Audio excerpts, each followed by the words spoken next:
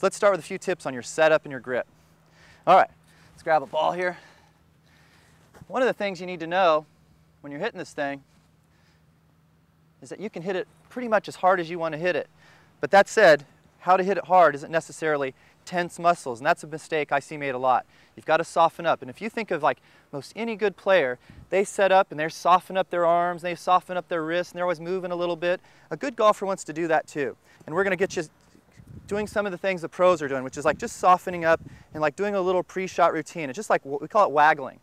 Some of the greatest players in history have used, like Jack Nicklaus, as good as he is, used a very precise waggle. And they've always said just that was one of the things that the better players had in common. So as you're setting up and you're waggling, that just gives you a little internal beat, a little softness. So we're going to hit a few more, talk about this stuff a little bit. I mean, softening up, that'll allow you, that softening up will allow you to move freely. One of the things you do differently with a driver is getting set up. So to move freely, you've got to stand a little wider because that club is mighty long. You've got to have a long club here. And so what you want to do is have plenty of space so you feel like you're reaching for it ever so slightly, and you feel like your stance is a little wider. And as you're doing this, you're softening up your arms, you're softening up your hands.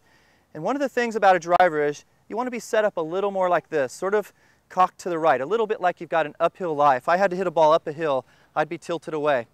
If I stand like this and check in the mirror when you do this, if you're standing with your shoulders really level, there's a good chance you're going to be popping up this thing. If you've ever hit some off the top deck of your driver and they just go straight up, just experiment with putting your right shoulder much lower if you're a right-hander.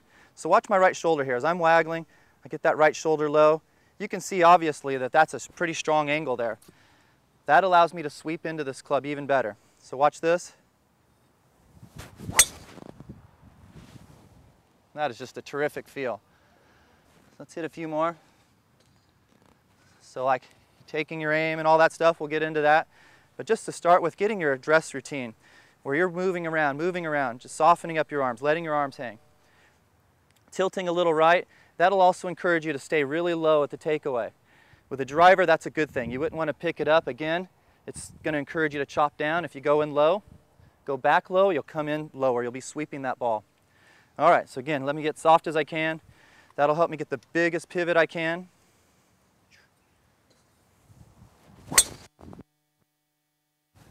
Now the biggest pivot you can make, if you could sort of start trusting yourself to move freely in both directions, allow your right leg to really get behind you and straighten up some. I know that's contrary to what you've been hearing until recently when they've been doing all the biomechanics research, allowing your leg to straighten up some, even if it locks. It doesn't lock, it's not locked, it'll straighten again. You can allow yourself to turn as freely as you can. So we're trying to encourage you to get as big and free a turn as you could possibly make. Even if you lift your front foot up, I can make you a long list of Hall of Famers that did that. That's a good, strong look there. So this look is sort of, fortunately, going by the wayside for us. They were teaching us that for a while. Whew, thank goodness that's gone. So again, we're softening up, letting our arms hang, and getting as big a pivot as you can get here. That'll be one of the features that helps you.